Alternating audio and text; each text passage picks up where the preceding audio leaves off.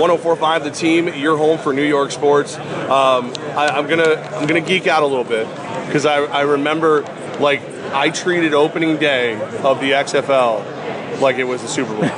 So Charlie Ebersol joining us right now, the man behind the 30 for 30 about the XFL.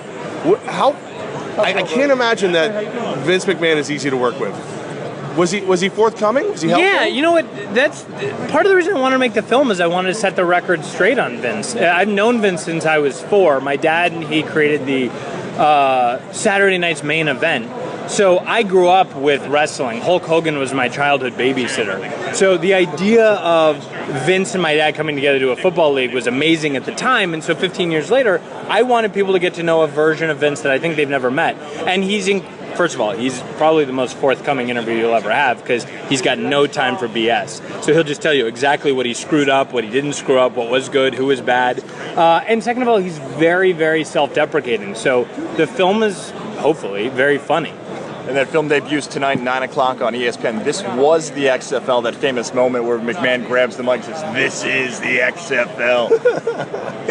What happened in the XFL being taken, even some of the positives of it, now to present-day NFL? Yeah. How much of an influence has it had on the sport today? Oh, it changed professional sport broadcasting forever. I mean, not only, look, they created the Sky Cam, which we now see in every single football game and a lot of professional sports.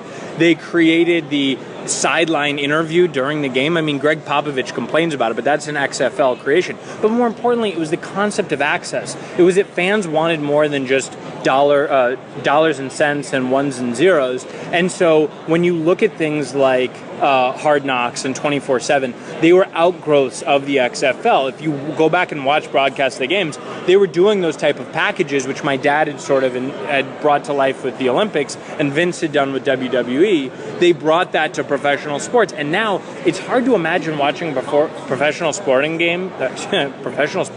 We're in Britain now. Down on the pitch.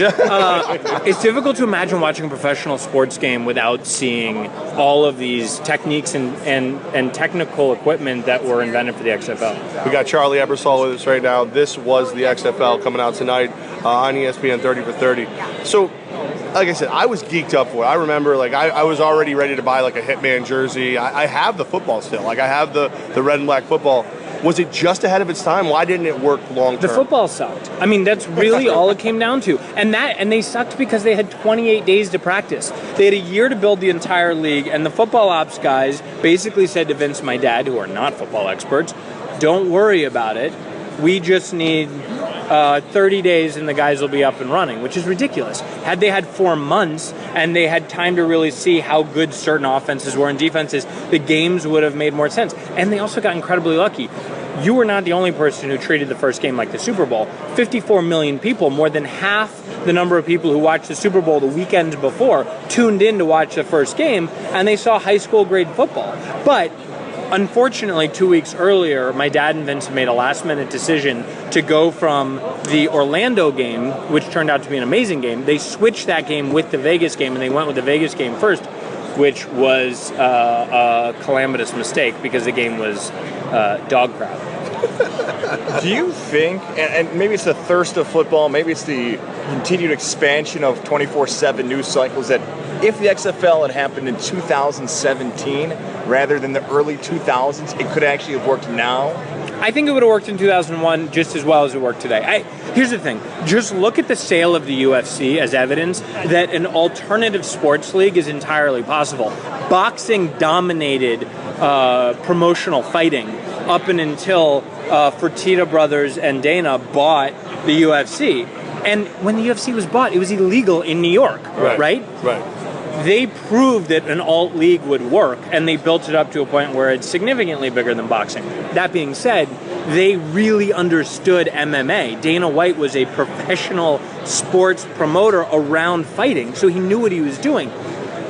Vince and my dad, albeit experts and probably the world's best broadcaster, promoter, live event promoter, fundamentally did not know the ins and outs of football operations, and they trusted people who did not really have their best interests in mind because they wanted jobs in the NFL. And so even though my dad and Vince are selling this idea of extreme football and violence and all this other stuff, none of it made it through. Had it made it through, I think the league would be here.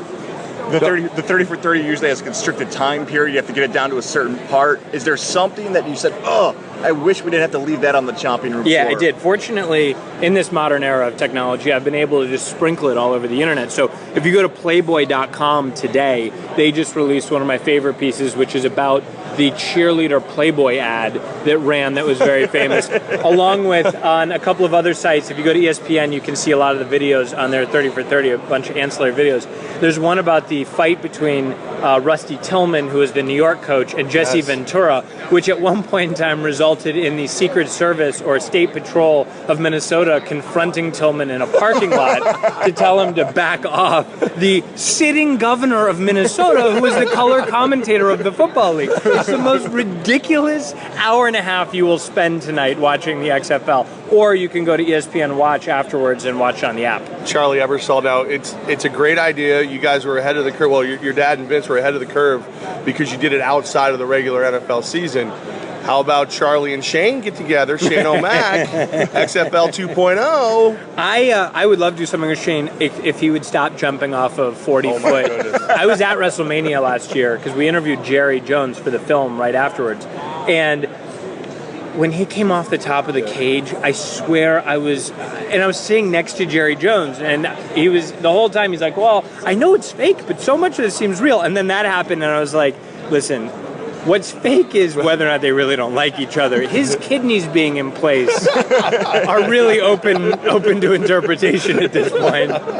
Charlie Ebersol, this was the XFL tonight on ESPN, the ESPN Watch app after that. Thanks, man. It's good. I'm in. I'm watching. I can't wait to hear what you think about it, man. I really appreciate it. And have a great day.